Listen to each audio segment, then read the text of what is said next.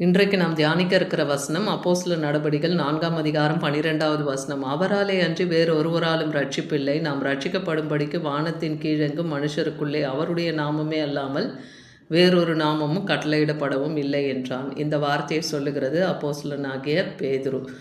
அவர் சொல்கிறார், அவராலே அன்றினா ஆண்டவராகிய இயேசு கிறிஸ்துவே அல்லாமல் யாருக்கும் ரட்சிப்பில்லை. ரட்சிக்கப்படும்படியாக வானத்தின் கீழெங்கும் மனுஷருக்குள்ளேயும் இயேசு கிறிஸ்துவின் நாமமே அல்லாமல் வேறொரு நாமம் கட்டளையிடப்படவும் இல்லை.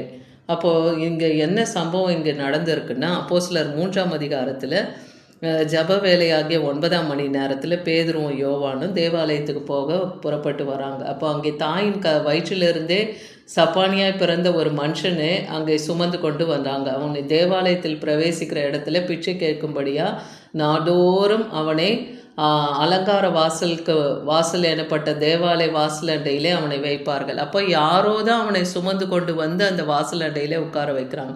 தினந்தோறும் அங்கே அவன் பிச்சை கேட்டுக்கொண்டிருக்கான். அப்போ தேவாலயத்தில் பிரவேசிக்க போகிற பேதுருவும் யோவானையும் அவன் கண்டு பிச்சை கேட்குறான்.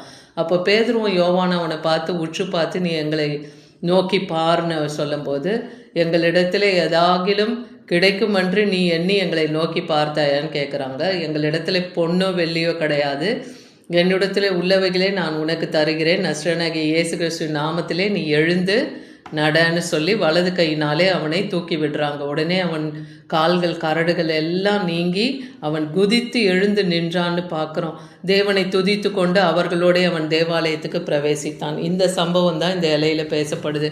அப்போ ஆண்டவராகிய இயேசு கிறிஸ்துவின் நாமத்தினாலே அந்த சப்பானியை, தாயின் வயிற்றிலேயே சப்பானியாக பிறந்த அந்த மனுஷனுக்கு இயேசுவின் நாமத்திலே பேதுரு வந்து அவனை சுகமாக்கினார்னு பார்க்குறோம். இதை கண்ட அங்கே இருந்த சதுசேயர் பரிசேயர் எல்லாரும் அவரை வந்து, நீ எப்படி வந்து அங்கே இருக்க ஆசாரியர்கள்லாம் பேசிக்கொள்கிறாங்க. தேவாலயத்தின் சேனை தலைவர்களும் சதுசேயரும் அவர்களிடத்தில் வந்து, நீங்கள் ஜனங்களுக்கு உபதேசிக்கிறது என்ன? இயேசுவை முன்னிட்டு மரித்தோரிலிருந்து உயிர்த்தெழுதலை பிரசங்கிக்கிறதுனால அவங்க கோபம் கொள்கிறாங்க. அதனால் அவங்கள சாயங்காலத்தில் அவங்கள பிடித்து சிறையிலேயும் அடைக்கிறாங்கன்னு பார்க்குறோம். ஆனால் அவருடைய பிரசங்கத்தை கேட்ட 5000 பேர் அந்த நாளிலே பேதுருவனுடைய பிரசங்கத்தை கேட்க கூடினார்கள்னு பார்க்குறோம். அப்போது ஒரு பிணியாளியை சொஸ்தமாக்குறாரு, எப்படி? அவருடைய நாமத்தினாலே. அதே போல் இன்னொரு சம்பவம் நம்ம பார்க்கலாம். யோவான் 14ஆம் அதிகாரம் 5-6 வசனத்தில் தோமா வந்து ஆண்டவராகிய இயேசு கிறிஸ்துவை பார்த்து என்ன சொல்கிறார்? நீர் போகிற இடத்தை நாங்கள் அறியோமே, வழியை நாங்கள் எப்படி அறிவோம்?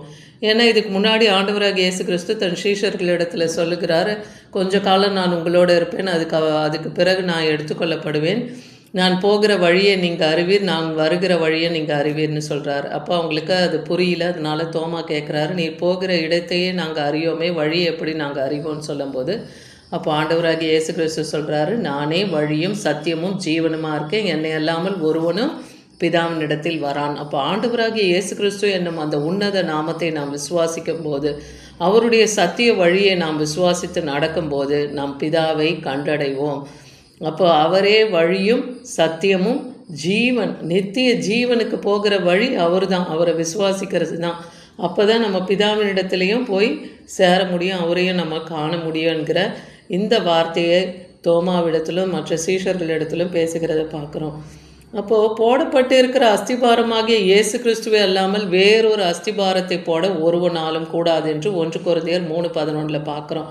அப்போ ஆண்டவராகிய இயேசு கிறிஸ்து அந்த பலமான அஸ்திபாரத்தை நமக்குள்ளே போட்டிருக்கிறார். அதுதான் அந்த விசுவாசம் என்னும் அந்த அஸ்திபாரம். குமாரன் இடத்துல விசுவாசமாக இருக்கிறவன் தான் நித்திய ஜீவனை உடையவனாக இருப்பான். குமாரனை விசுவாசிக்காதவன் ஜீவனை காண்பதில்லை, அவன் இடத்துல தேவனுடைய கோபம் நிலை நிற்கும்னே யோவான் 3:36 பார்க்குறோம். அப்போ அந்த அஸ்திபாரத்திலே நாம் நிலை கொண்டு இருக்கணும். ஆண்டவராகிய இயேசு கிறிஸ்து நமக்கு கற்றுக் கொடுத்த எல்லா சத்திய வசனங்களின்படி நடந்து அவர் நாமத்தை விசுவாசித்து அவருக்கு கீழ்ப்பட்டு நடக்கிறவர்களாக இருக்கணும். 1 தீமோத்தேயு 2ஆம் அதிகாரம் 5-6 வசனத்தில் தேவன் ஒருவரே, தேவனுக்கும் மனுஷனுக்கும் மத்தியஸ்தர் ஒருவரேன்னு. அப்போது தேவனுக்கும் மனுஷனுக்கும் அவர் தான் மத்தியஸ்தர் இல்லையா? அவர் ஒருவர் தான் மத்தியஸ்தராக இருக்கிறார் மனுஷனுக்கு. அப்போ எல்லாரையும் மீட்கும் பொருளாக ஆண்டவராகிய இயேசு கிறிஸ்து தம்மையே அவர் பலியாக மனுஷகுமாரனாய் ஆண்டவராகிய இயேசு கிறிஸ்துவாய் அவரே வந்து நமக்கு தன் ஜீவனை கொடுத்தார். இந்த சாட்சியை ஏற்ற காலங்களிலே விளங்கியும் வருகிறது நம்ம பார்க்குறோம். வேத வசனத்தின் மூலமாகவும் அவர் மரித்து உயிரோடு எழுந்தது, இன்றைக்கும் அவர் பரத்திலே பிதாவாகிய தேவனின் வலது பாரத்தில் வீற்றிருக்கிறதை நாம் அறிய முடிகிறது. 1 யோவான் 5ஆம் அதிகாரம் 1:12 தேவன் நமக்கு நித்திய ஜீவனை தந்திருக்கிறார். அந்த ஜீவன் அவருடைய குமாரனில தான் இருக்குது.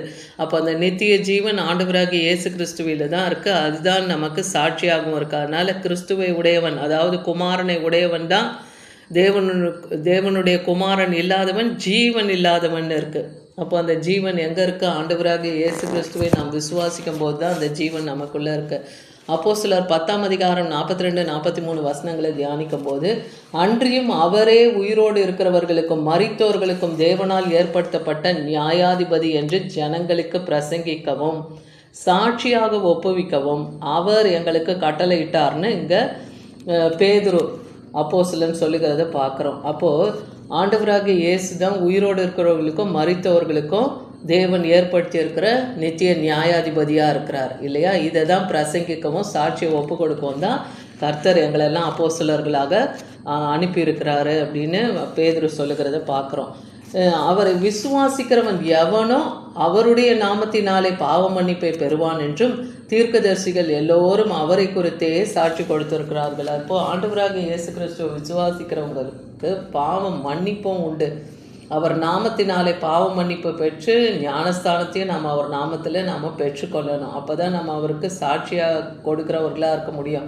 ஏன்னா வசனத்தை கேட்கிறவர்கள் மேல் பரிசுத்த ஆவியானவர் இறங்கினார்னே பேதுரு அப்போஸ்தலன் காலத்தில் அவர் பிரசங்கிக்கிற வசனத்தை கேட்டவங்க எல்லார் மேலேயும் பரிசுத்த ஆவி இறங்கியதான். அது யூதர்களுக்கு மாத்திரம் அல்ல, புறஜாதிகள் மேலும் தேவனுடைய ஆவி அவர்கள் மேலும் இறங்கினதுன்னு பார்க்குறோம்.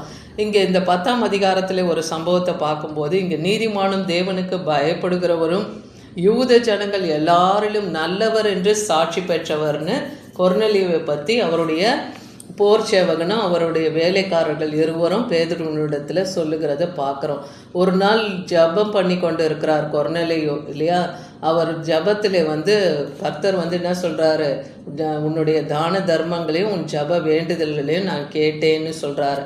அப்போ நீ போய் பேதுருவினிடத்தில் உன் ஆட்களை அனுப்பி உன்னை அழைத்து வர சொல்லுன்னு சொல்லி அந்த கொர்நேலியுவுக்கு கர்த்தர் தரிசனமாகி தூதர் தரிசனமாகி பேசுகிறத பார்க்குறோம்.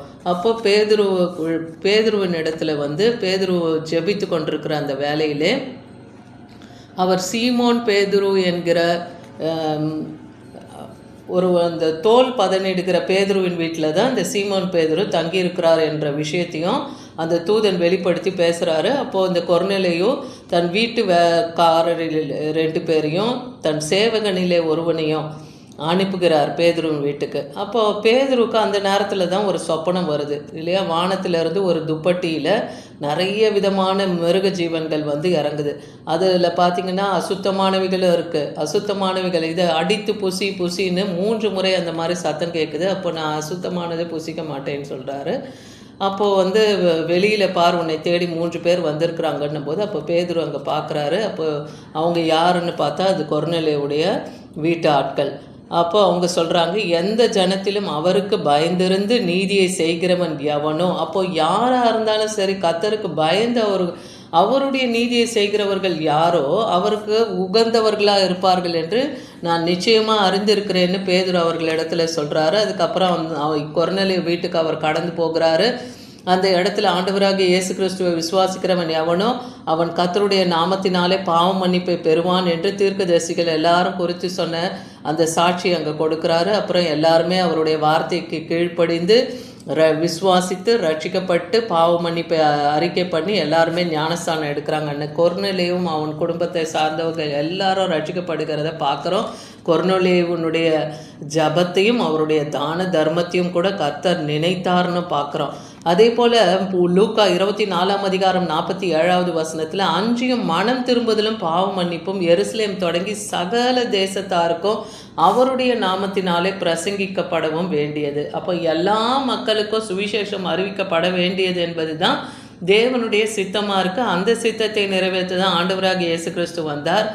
அவர் மரித்து அடக்கம் பண்ணப்பட்டு 3ஆம் நாள் ஆண்டவர் பிதாவாகிய தேவனாலும் பரிசுத்த ஆவினாலும் எழுப்பப்பட்டு பிதாவின் வலது பாரத்தில் இன்னைக்கு வீற்றிருக்கிறார். அவருக்கு அவர் அனுப்பின அவருடைய சீஷர்கள் இந்த சுவிசேஷத்தை எல்லாருக்கும் பிரசங்கித்து வந்தார்கள்னு பார்க்குறோம். மார்க் 16:15-16 வசனத்தில் ஆண்டவராகிய இயேசு கிறிஸ்துவும் அவருடைய 11 சீஷர்களை நோக்கி சொல்கிறாரு, நீங்கள் உலகமெங்கும் போய் சர்வ சிருஷ்டிக்கும் சுவிசேஷத்தை அறிவிங்க, விசுவாசம் அவங்கள எல்லாரையும் விசுவாசம் உள்ளவங்களாக்கி எல்லாரும் ஞானஸ்தானம் பெற வேண்டும், பெறப்பட்டவன் எல்லாம் ரட்சிக்கப்படுவான்னு சொல்கிறார். விசுவாசியாதவன் எல்லாரையும் நான் ஆக்கணைக்குள்ளாக தீர்ப்பேன்றார். ஆக்கணை என்றால் தண்டனைக்குள்ளாக தீர்ப்பேன்றார்.